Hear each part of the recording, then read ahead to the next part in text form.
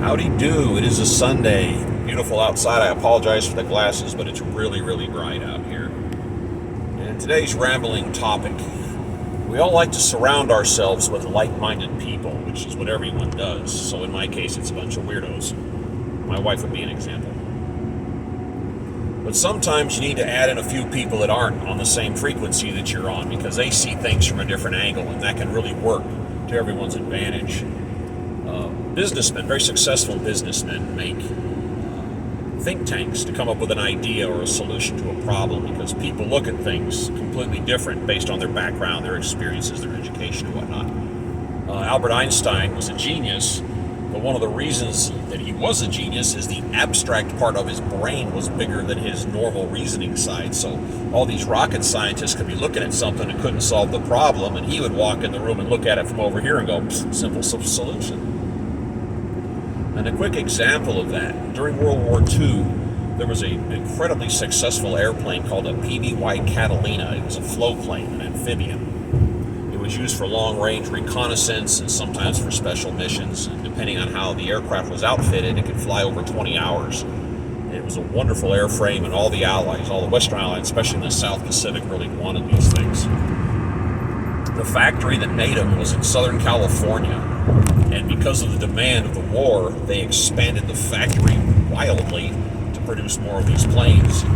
And the last test of the aircraft before they set it into service was the float test to make sure it didn't leak.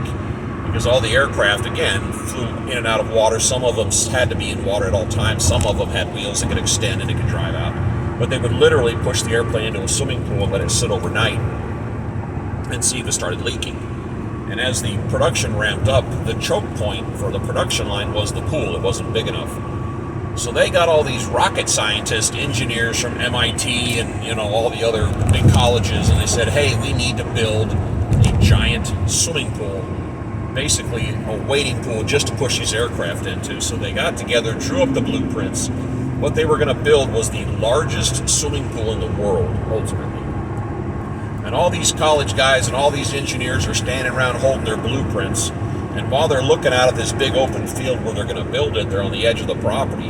A guy walks by, and it's an older guy, and his name was either Walter or Wilbur or Willie or something with a W. Old guy. And he's literally pushing a broom. He walks up behind them, looks over their shoulder, looks out around the field and says, why don't you just get a garden hose and put water in the belly of the plane and see if any of the water comes out, and if it doesn't, pull the drain plug and let the water out.